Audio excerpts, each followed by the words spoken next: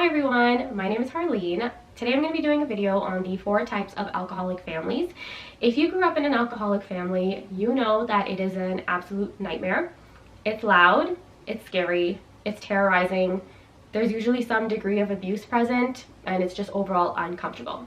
Some people don't have it as bad as others, but for the rest of us, it is an absolute nightmare. An adult child of an alcoholic, aka an ACOA, are children who grow up to become adults that come from families of alcoholics. So there was some degree of alcoholism present within their family. What's interesting is that the children who grow up to become adults that come from these alcoholic families experience many difficulties as a result of their parents' alcoholism or their alcoholic family upbringing. A few years ago, I read this really insightful book called The Adult Children of Alcoholic Syndrome by Wayne Kritsberg.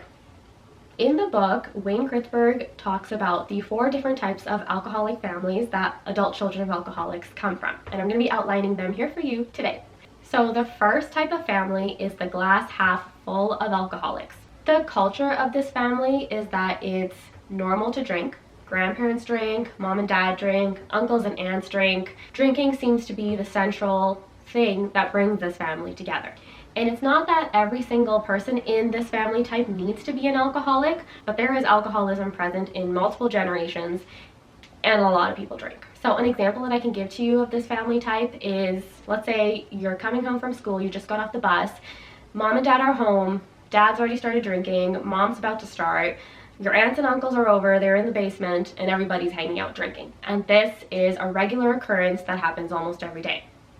In this family type, it's normal to start drinking at a young age. In fact, it's kind of expected. A lot of the patients that I've had that have come from this family don't even realize that so many of their family members are alcoholics, because drinking and alcoholism and the behaviors associated with it are so normal for them that they don't see it as a problem. The children likely grow up to become alcoholics themselves and pass it on to future generations. Another issue is that it's really hard to get clean when you come from this type of family because it's so heavily embedded in the traditions, the culture, the generations. It can become extremely difficult to break free from that. Another issue is that if you're trying to become sober from this family, you may be met with a lot of discouragement. I've had patients tell me that when they tried to go sober and they told their family, they were met with anger, blaming, they were tempted, so their family members would say, well, just have a beer, just have 2 beers, it's not going to hurt. They were ostracized from a lot of family events, and even if they were permitted to go, nobody really wanted to associate with them because they knew that they weren't drinking. So the second type of alcoholic family I call the sober alcoholics. So this is where the person who was an alcoholic has stopped drinking. However, the alcoholic still behaves as if they're still drinking, or the family still behaves as if that member is still drinking. So what does this look like? Let's say dad was an alcoholic for 10 years. He terrorized the house. The children were afraid of him.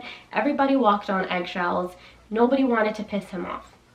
He decides to go sober, and everyone thinks, okay, that's great. There's going to be less conflict in the house. Doors are still being slammed. Mom and dad are still fighting. Everybody's still walking on eggshells to try not to piss off dad. Or the family is still behaving as if that member is still drinking. So they don't want to do anything to rock the boat. Mom says, shh, keep it quiet, don't piss off your dad.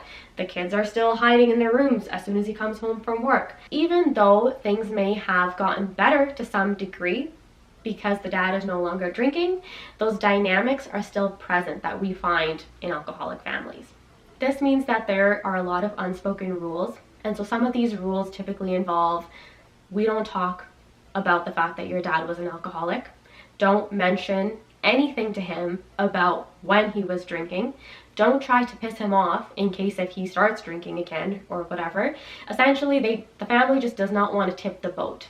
And while it's great that that member has gone sober, because their behavior hasn't changed, it means that healing hasn't actually occurred. So the problem with this type of family is that the members typically don't even realize that it's not normal to act like this. The dysfunction or the behaviors that they created to keep the alcoholic calm and not piss them off has been ongoing for so long that even though that person's not an alcoholic anymore, they're still continuing to behave like this. Something that I've noticed in patients who come from this type of family is that there is an extreme sense of loyalty present. So what this looks like is, even though, for the sake of this example, dad terrorized the kids, dad was constantly yelling at mom, it was an extremely uncomfortable upbringing, they will not repeat that or tell anybody about it. There is such an extremely strong sense of denial, but also secrecy. And I find that it's that denial piece that keeps people from talking openly about it. It's that denial piece that makes people feel that everything's okay, even though things are clearly not okay. So the children that grow into adults that come from these families carry a lot of anger and guilt. Anger comes from the fact that dad terrorized them for so long, he stopped drinking, but there was no apology. And because of the denial, the issue typically doesn't get addressed. The reason why a lot of ACOAs may carry guilt is because they're happy that their parent is sober now, but at the same time they have such anger, so many confused and mixed feelings from when their parent was an alcoholic, but nothing was done about it because, again, no healing occurred. If you're an adult that came from a family like this, the best thing that you can do for yourself is find a safe space to talk about your feelings. The anger that you feel, the guilt that you may feel, all of these things were never addressed throughout your childhood, but they can be addressed in a safe space now. You may find a lot of resolution and a heavy weight lifted off your shoulders if you find the right person to talk to. So the third type of alcoholic family is the great-great-grandholics. What this family looks like is nobody drinks. However, grandparents drank or great-grandparents drank. So even though mom and dad in this family type don't drink, they're still carrying those family dynamics and those dysfunctional behaviors that may have been present in their family because their parents drank. With our grandparents, their parents may have drank and those family dynamics were passed on even if nobody has been actively drinking for one or more generations. In this family type, we really see how strong the effects of intergenerational family dynamics play on as the generations go by. A question that someone may ask is, do both mom and dad's families had to have alcoholism present in order for you to fit into this family type? And the answer is no. It just takes one person to bring in those family dynamics into their current family functioning. Another thing that's interesting is that adult children of alcoholics typically find other adult children of alcoholics. So a lot of the times we grow up and have really poor relationships or poor attachment styles. So adult children of alcoholics typically find other people that are similar to them. They understand how alcoholic families work, and that's how they typically connect to each other. So if you're an adult that came from a family like this could look like parents who haven't healed. They're still suffering from the toxicity of growing up from the dysfunction of an alcoholic family. Those same rules that are common in an alcoholic family, such as unspoken rules, denial, walking on eggshells, having extremely reactive parents, etc., become present in your current family functioning because that's what your parents have learned and brought to the table in your family. You may resonate really well with other adult children of alcoholics because you two are experiencing the same symptoms and behaviors as each other, even though one family has alcoholism present and the other one doesn't. The problem here is that a lot of people that come from this type of family don't even realize that a lot of the dysfunction that's present within themselves is a result of the alcoholism that has played on in family dynamics throughout the generations. It's just really hard to see because nobody is actively drinking, but we have to remember that those behaviors, rules, dynamics do pass on through the generations. The fourth type of alcoholic family is the late to the party family. So this is where a member becomes an alcoholic. So this could look like, the members drink a normal amount of alcohol. However, one of them gradually increases how much and how often they're drinking. So some of the characteristics of this family is that the member that's drinking becomes out of control. and the family tries haphazardly to try to contain them as much as possible. So they increase the amount of rules, they increase the amount of rigid behaviors, so everybody has to start acting a certain way. Nobody can piss that person off. If you're coming home from school, you better be quiet. A lot of the members may not see it coming. When the alcoholic family member begins drinking too much and too frequently, it typically doesn't happen overnight. And so that gradual increase makes it hard to pinpoint when it actually became a problem. When that member was increasing their drinking, the family may have already started changing the rules. Like, okay, well, dad's going to be drunk tonight, so don't piss him off. Or mom's going to be drinking tonight, so that means I can't go to ballet class. I'll just be quiet about it, otherwise she gets mad if I bring it up. So denial is typically present in this type of family, especially if the member who is now an alcoholic used to behave completely fine, and now as a result of their alcoholism, they're out of control.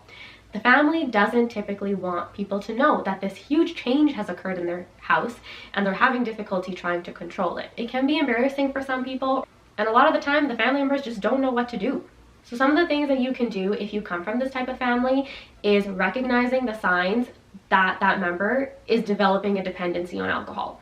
Another thing that you can do if you come from this type of family is help the person that's experiencing the addiction. If they're willing to limit the amount of alcohol or get clean, I'll leave a list of rehabilitation centers or counseling for addictions that you can utilize to help the member that is struggling. Another thing that you really want to make sure of if you come from this family is ensuring your own safety and the safety of others.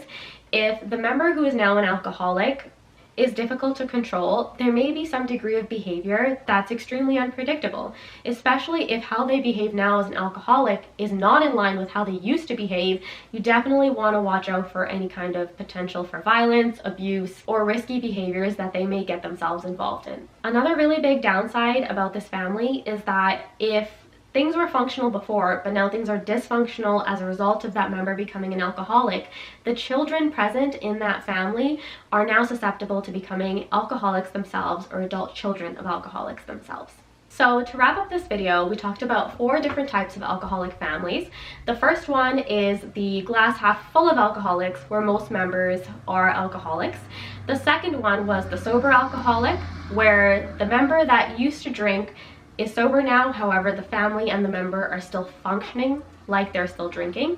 The third one is the great-great-grand alcoholic, where there is no alcoholism present in the family, but it was present in previous generations, and those dynamics have toppled in to the current family. The last family type was the late to the party alcoholic family, and that's where a member who was not an alcoholic before becomes an alcoholic, causing a lot of issues for the family. So something that I want to mention is that there's 2 themes I've noticed within these 4 family types. The first one is that there is some degree of dysfunction present in all of them, whether alcoholism is present in the family or if it's not, but it was in previous generations. What this means is that that dysfunction causes so many problems for the current family, but also for the children who grow up to become adults themselves, aka ACOAs. The second theme that I wanted to talk about is healing. So in order to move past the dysfunction that comes from coming from an alcoholic family, some degree of healing needs to exist. Whether that's healing for the person that's actively an alcoholic or healing for the children that grow up to become adults themselves. So if you're an adult child of an alcoholic or alcoholism and addictions have affected your life in some way, there are lots of resources that you can use. I will leave a list of resources in the description box below.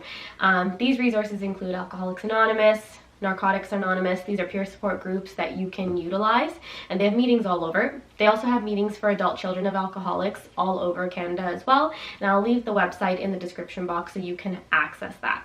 Thank you guys so much for watching my video. I hope that it was informational for you or for someone else that you may know. If there's any specific topic that you want me to cover, please mention it in the comment section below, and I will see you guys in the next video.